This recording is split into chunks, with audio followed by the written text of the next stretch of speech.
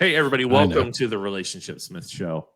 We've been away for 2 weeks. I hope you didn't miss us. We needed some time off for ourselves, for some camping, for relaxing, collecting our own brains. So thank you for bearing with us. We are live tonight with the creator of a new web series, Ian Gregory Trutt.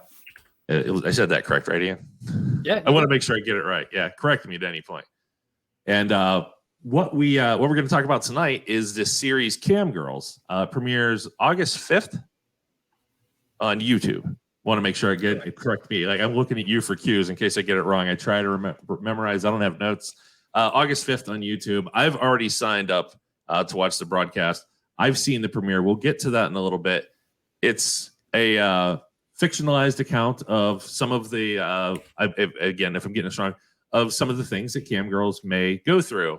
And it looks like from the preview that it starts off from before day one, and we follow the character throughout the journey of this. I'm actually looking forward to it. The preview alone has sold me. I am, again, I've already subscribed. I'm going to be there for it. That looks great. So, Ian, before we get into showing the preview, we want to get some people clicking on and watching the streams. Again, we'll also edit this up into clips on YouTube, and we'll have a different viewership there on that, I'm sure. But let's get started with how did you get started with filmmaking? You're in Georgia, and I know a lot of great things get done and made in Georgia, including a favorite here, Archer. And we could even touch on some of the current strikes going on. But I want to know how you got started you've done playwriting. I assume we're not just going to start with filmmaking. How did you get started in the entertainment industry doing the things that you love doing?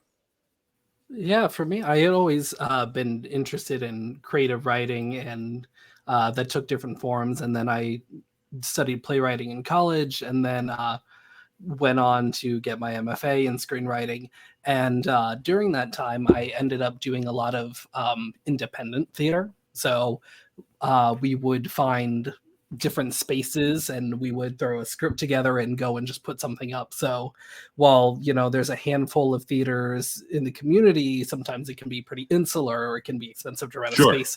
So we started doing a lot of this just guerrilla theater making. So we had a semi-horror show that took place in someone's basement. There was another show that we did in someone's backyard. We said, hey, can we use your backyard? And we put up an inflatable swimming pool and did a show in their yard.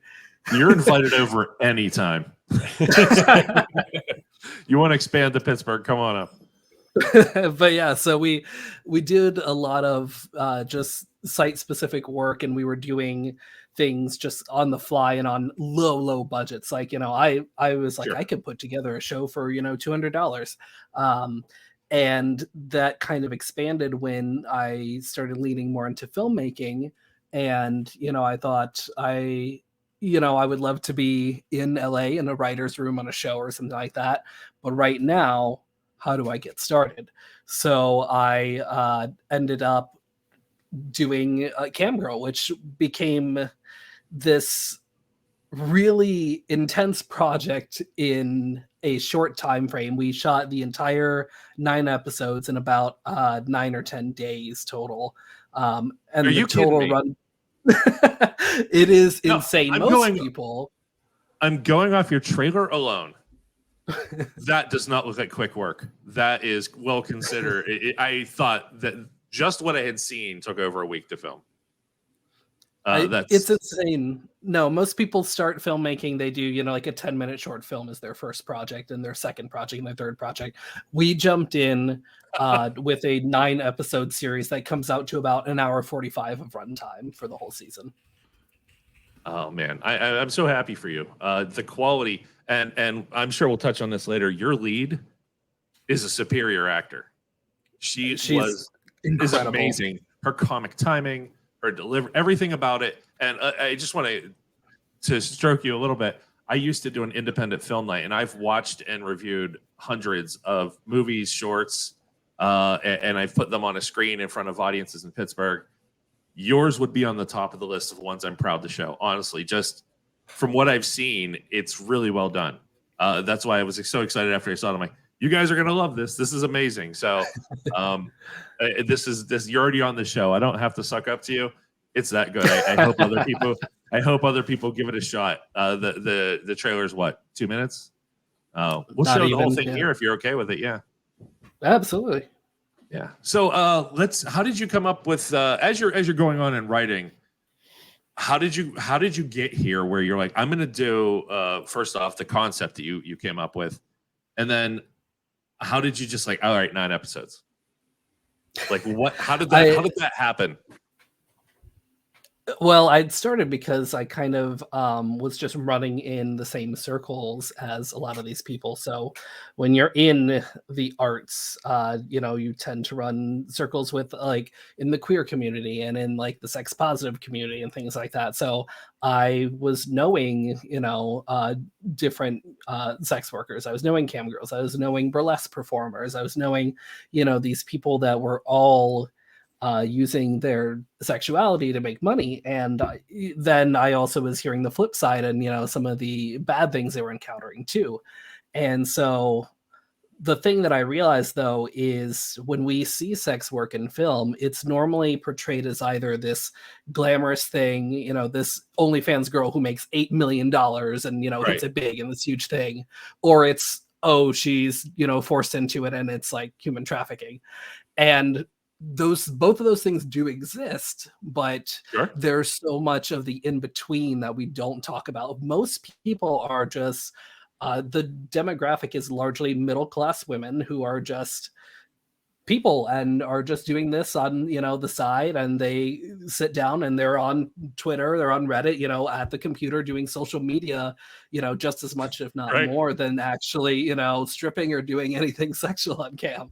So I wanted to create something that showed a lot of the mundane side of it, and kind of have a little fun with it, because there's the highs and the lows, but there's also a lot of in the middle that people don't know about.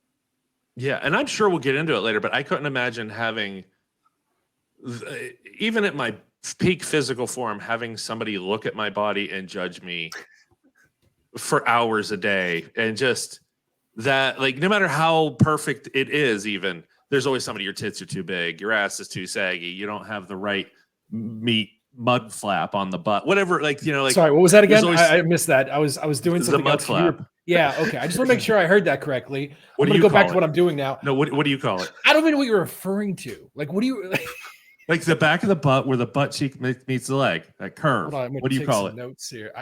The butt. No. There's that area, the mud flap. Yeah, that was like butt cleavage or something like that. I don't know. Like, no, butt cleavage is where it meets in the middle, especially when they had the low pants and. Like, okay, show me on this. Is the mud flap with us here in the room right now? Like. Mud flap is going in season 2. That's take it. I may have stolen it off a comedian in the 90s. I don't know. It came from somewhere. I did. How specific. Oh, ask me why I'm wearing this sweater. No, I've been using it for a long time, and I don't remember where it came from, so I probably saw it on an HBO special somewhere. Gotcha. And it's a perfectly usable word. It might even be George Carlin. Okay. So great concept, and you're absolutely right, because everything I've seen, or it's just a backwards ad to get people to like specific porn sites. Hey, we have all the cam girls, and this is what it's like behind the scenes. I love your take on it. Why did you go 9 episodes? Why isn't it a movie? Like, what was that like, I want to tell it like this? Did it just make sense that way? And you like, you know what? There's only one way to learn. Yeah, I tend to write better in shorter form. That's the way that my mind works. So rather than a 2-hour film, my mind said, I know a story that takes 15 minutes here. I know a story that takes 9 minutes here. Okay. I know a story that takes 12 minutes here. And it kind of worked out in this way. And I was outlining it, and it became 8 episodes, then 10. And I kind of divvied it up and mixed it around. And we ended up with like 3 acts, basically. So episodes 1 through 3, 4 through 6, and 7 through 9 are essentially 3 acts of one whole story here. That was convenient. Okay. Yeah, super awesome. It worked out very well. Yeah. I know exactly what you're talking about. What you could have done is mixed it all up, pieces like past and present, and then just like have some enigma ending. It's like, it's actually a mystery. It's not a comedy. Just throw people for a loop at the end. I was thinking about doing like an Inception bit, but yeah, exactly. Exactly. Just spinning like a butt plug on like the stand, and you don't know if it's going to fall over or not, And she pops it out, and you pay Nick Cage for a cameo. You mentioned something that's really interesting in this business, sex positive, that people know each other. And when trying to do my homework on you, you have done a show with Ruin Willow, who's just recently done our show. Yes, she's amazing, right? I adore her. Isn't she wonderful? I've one of the best interviews I've ever had. She doesn't shy away from anything. Just one of the best people. I can't wait to talk to her again and just see where she is, because just as she's been working, doing this current line of work outside of romance for 3 years, and she's everywhere. Yeah, and she's doing so many things. She's such a positive person to look at in absolutely, the industry. Absolutely lovely to work with. Yeah. Yeah. Did you know of her before, or was this after you started doing Call Girls or promoting for it, or is this Cam Girls? Cam Girls, sorry. Yeah, very different. But do that one next. But no, I didn't until I was in the middle of this, and I was kind of in the middle of promoting things and looking at things, and I just happened upon her and ended up being a good fit, and I to go on her show, and we talked for quite some time, and she is truly incredible and just really makes you feel very easy to talk to. Highly recommend listening to her. Yeah, and if anybody's if you're interested in writing on any level, not just erotic or romance, listen to her story and listen to her, and I learned a lot from she's like, I just did it, and I found an audience, and then I started finding people who liked it and working with them, and just such a lesson that you can do it, like if you put the work into it. So, and I believe you're going to be that lesson as well. I think you're going to be much harder to get on our show after your next project. So don't forget about us when after the strike's over and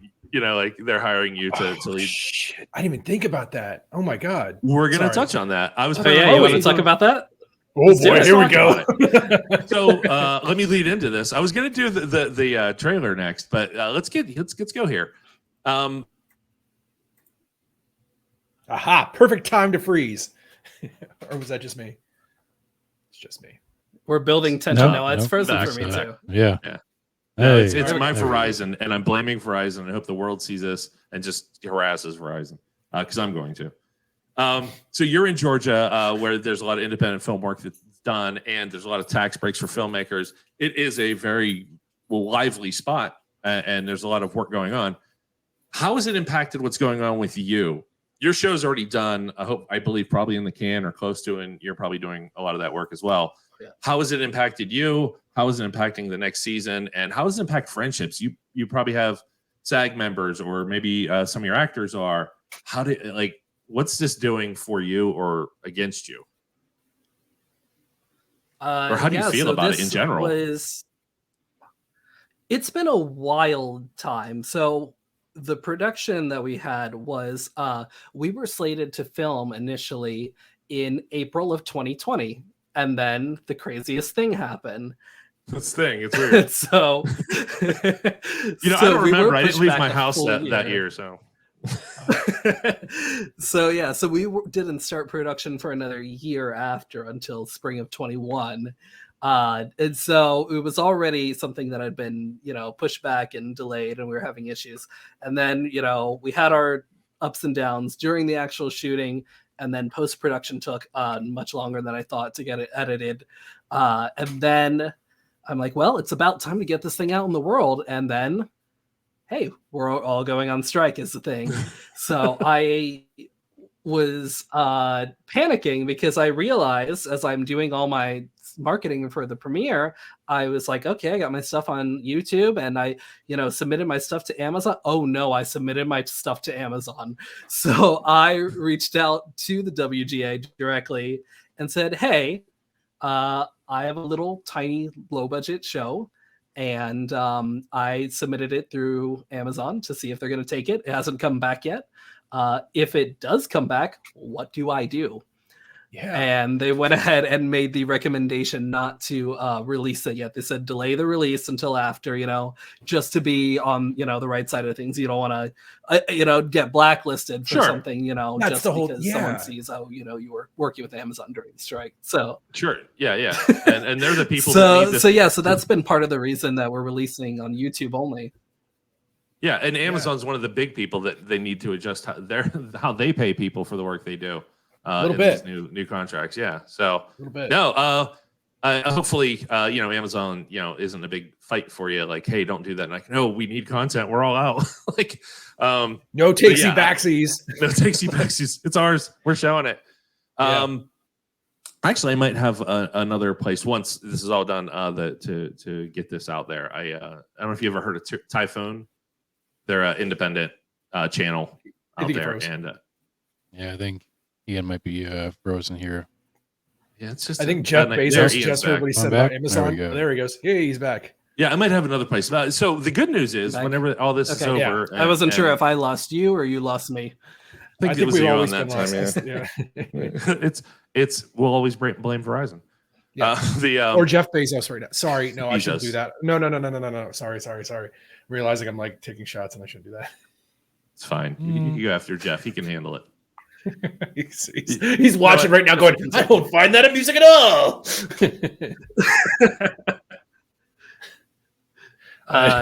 Yeah, so Hey, camera's turn. This is hilarious. Oh, golly. Oh, there we go. Oh, and I'm back. I feel back. I feel I'm just gonna enter like 5 tickets with them and see which one works. As I was saying, we could harass Elon and just taunt him with the fact that a 70-pound Facebook nerd is gonna kick his ass in an MMA fight. yes. Oh my god. Sorry, I have feelings. ridiculous. I can't. Someday I hope to have $1 billion just to totally waste it all on my own ego. I'm fine with that. So what I would like to do is you're right there, John? No, because I was gonna say I got this submarine, and then I was like, "Is that appropriate?" It's not appropriate, so let's just move on. So it was so inappropriate that it made Hammer freeze again. Are we being pranked today? Like this is, so Verizon got word and they have shut him down. Yeah, I love Verizon, Jeff Bezos, Elon Musk, and Nerd from Facebook. and we're using crypto to fund this show right now. And AI is generated. I'm not even real. Let me go, guys. So what I was saying is the good news is you will already have something ready to go as soon as the strike's over. I think that's going to be great for you too. I know the YouTube exposure, but as soon as people are going to be starving for content at that point, because I don't think they're going to end it soon. And you'll be there. Like one of the first things people get to watch is already done and in the can, and not even in the can. It's in the booth. Is that the appropriate it's modern? something like that. Yeah, I have a hard time Ready to keeping up with the slang of There it you go. too, but yeah. But So with yeah, the dance- it's exciting to be done. Yeah, I'm excited for you to get it in front of more and more faces. Whatever gets it out there, that's awesome. Are we ready? Hopefully, even if I blink, it doesn't matter. Josh's connection sounds good. Actually, did you upload the clip? Can we watch the clip now? The trailer. I say go for the final trailer. Let's go. I'm excited. Dude, I know you didn't have time to watch it before. I think you're gonna watch his face when we get back. I was like, I already could tell, like, yeah, this is something I have a few friends I'm going to be talking about this with, this specific episode. You did have one small concern with the trailer. There's a toy on a cupboard on top of a desk, I think, at one point. Is it a bong? Yep. Yeah, It's a bong. That kind of It's Hammer. Yeah, It's a assume bong. on it. Oh, it's just a It's a action bong figure. hammer. Yes. Yeah. It's a bong. Action figure bong. But I'm assuming if you're going to put it on a YouTube show, if you know that, Yeah, is the trailer on YouTube? It is. It's age restricted on the platform. So Are we we're age restricted? Yeah, we are. We are adult. Josh, just say YOLO and go with it. By the way, Go with it. I've been wrong 5 out of 5 times. Do not listen to any of my advice. I got us kicked off of YouTube once. That was great. Oh, Amber froze again. Natalie. This is the greatest show ever. If you don't laugh. The final Yeah. episode of the relationship, Smith. After No, this really- no. The final one at after my the house. trailer drops. You know what? Let's do it. Let's see what happens. We'll see if any streams get dropped. Let's go. You Josh, can put that what right. Cartoon Josh. Okay, you said so. Rule number 1 of capitalism. Boom! According Yes! Never do anything for free. Oh, fuck. I use my internet. So you can Oh, see how wet I am, Daddy. Rule number 2 is that sex sells. Give me your money, you filthy pay pig. What about cam girls? Cam girls? They want to pay money to see you. Morning, Chad. Are you a cam girl? Don't you do it, motherfucker, don't you? It is not that flat. Now, repeat after me. I am a cam girl. I am.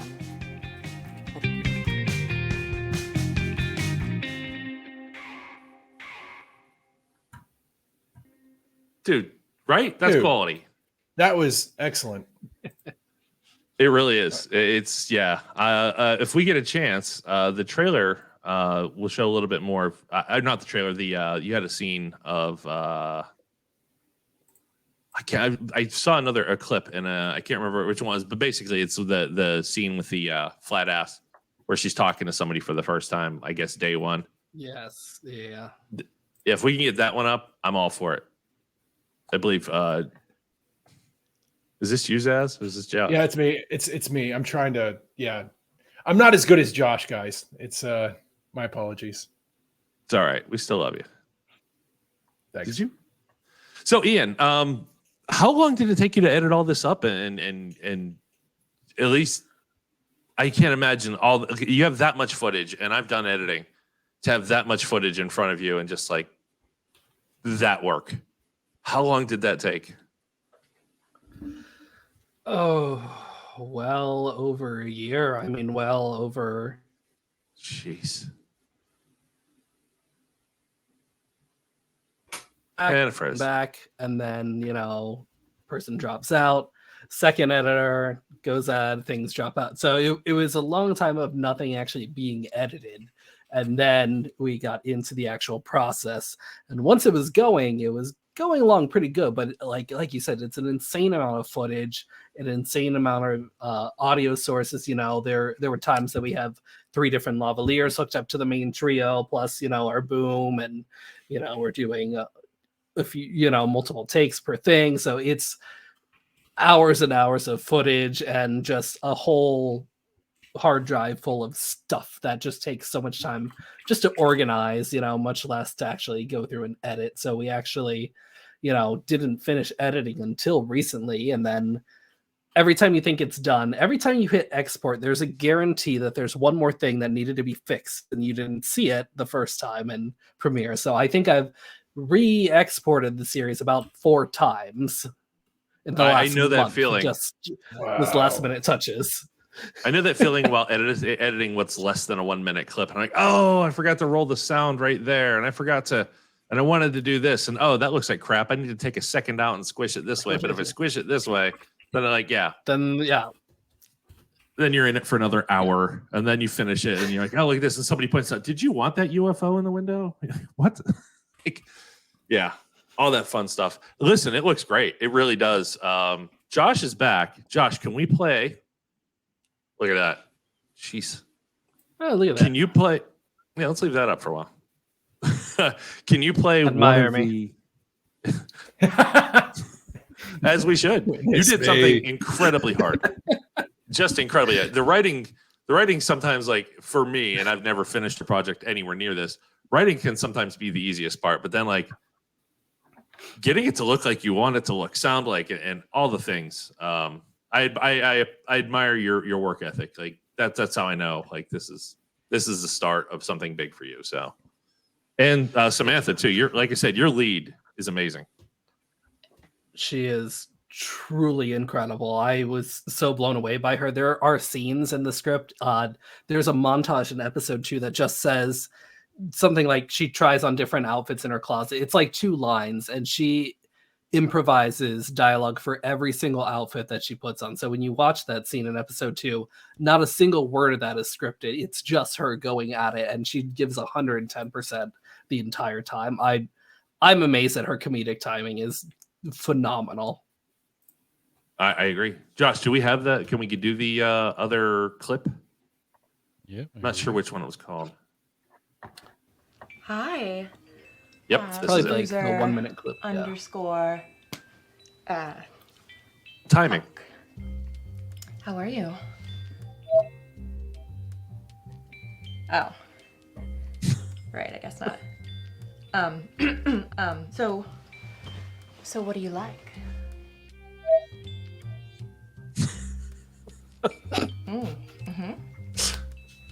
Very cool. Very cool.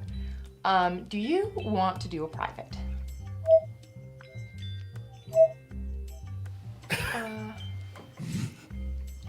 Yeah. Yeah, okay.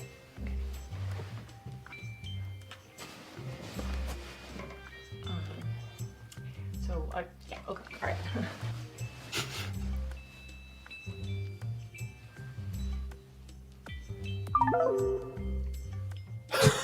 Oh my Maybe it's not that flat. God. Right. Your writing is amazing, by the way. One thing I do have to ask you, and yes, this is leading somewhere.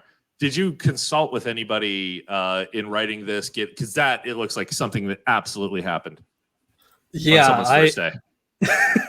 I definitely was pulling from a lot of stories and input that I've had from online sex workers. So it is definitely a show that is made not in a vacuum and not just my own personal brain being like, this is what I think happens in this world. You know, this is things that are directly pulled from people I know and who are kind enough to share with us. So I there's so many absurd stories that a season 2 would have as well that I couldn't fit into here, but just the weird ways that people talk and ask for things and what they want that are not even sexual, just bizarre things. You know, I can't even begin to talk about, but I was very fortunate to have lots of input on here. Would you mind if we brought an actual cam girl into the conversation? That would be lovely. I think you know her. Love that. I think you know her.